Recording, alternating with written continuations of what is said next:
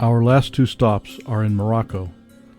Thanks to the U.S. government, we can't fly directly from Marrakesh to Orlando, hence the diversion to Casablanca.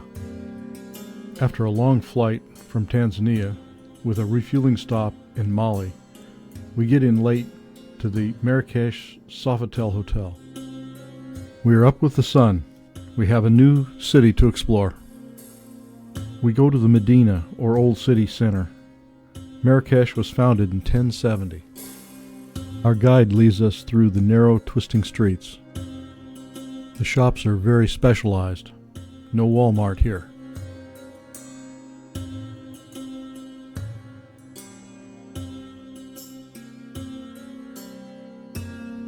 The streets are too narrow for cars or trucks, so donkey carts move whatever needs moving.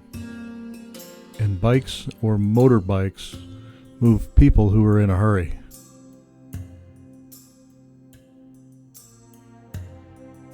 We meet the baker at the communal oven.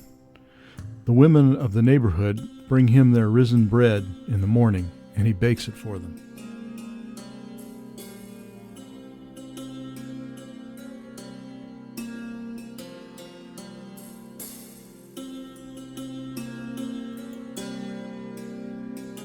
These are the communal baths.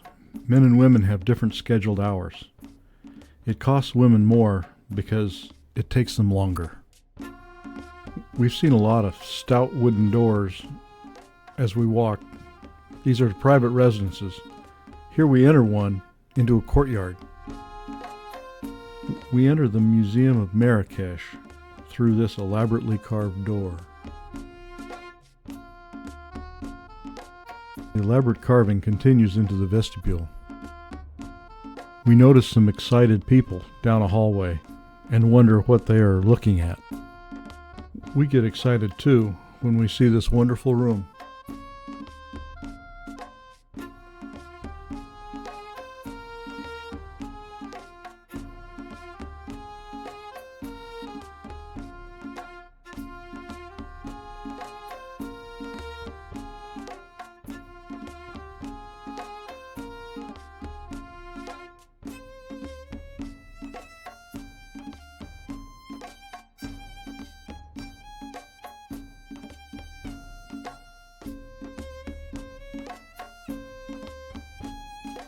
This house dates to the 19th century.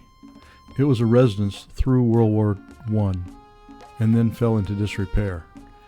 In 1956, it became Marrakech's first school for girls, and in 1997, it became a museum.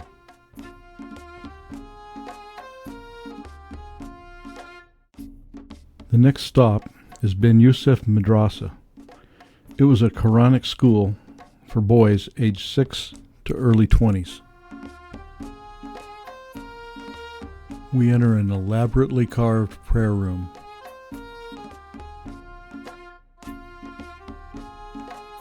The school was founded in the 14th century. The structure as we see it today was built in 1565.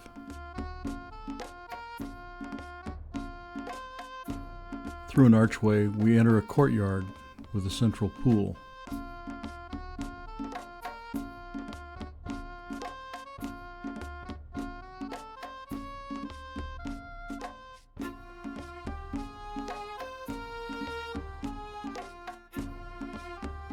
On the second floor are 130 student dormitory cells, which housed as many as 900 students.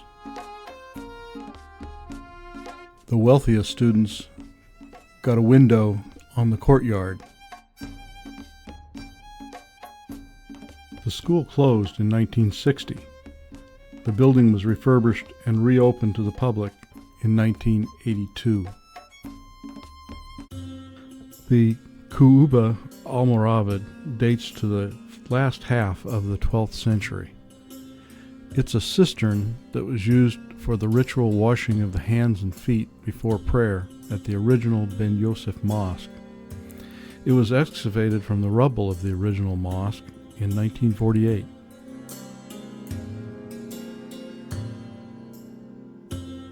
And now back to the souk.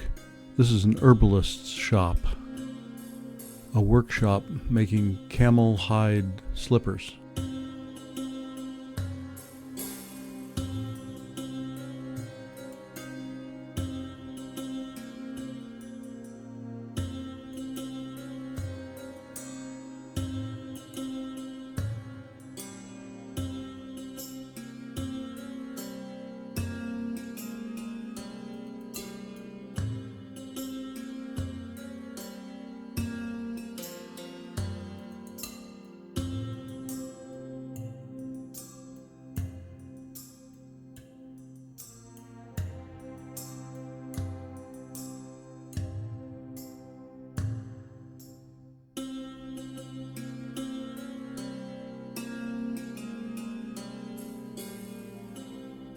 This is Djima El Fana, the largest public square in Africa. It's quiet in the morning, but this is the place to be at night. The minaret of the Kataubia Mosque dates to 1190.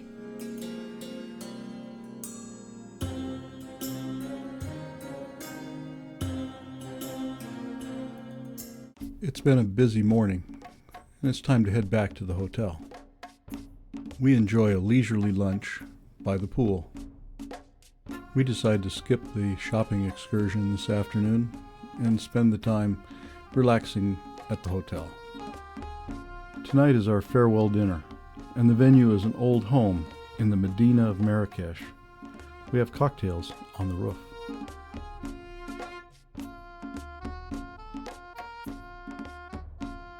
We look out over the rooftops of the old city of Marrakech as the sun sets.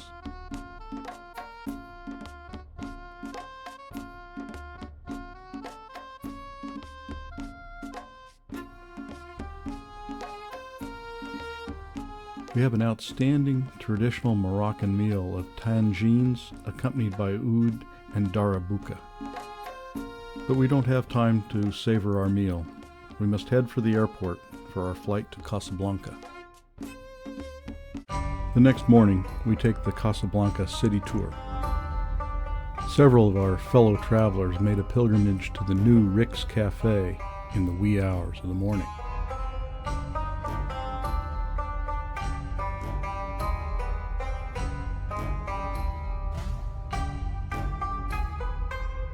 Casablanca is Morocco's largest city with a population of around 4 million.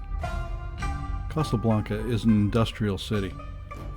The only cultural focal point is the Hussein II Mosque.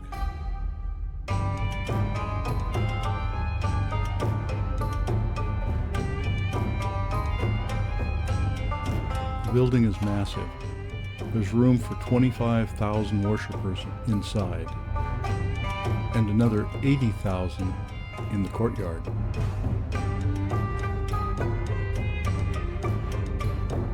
The minaret is the world's tallest at 689 feet. The building was begun in 1980 and completed in 1993.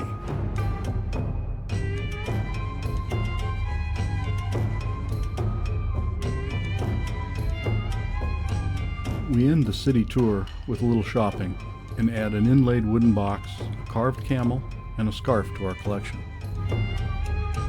It's been quite a trip. We head back to Orlando with bags full of souvenirs, cameras full of pictures, and minds full of new appreciation for the wonder and diversity of this world we share.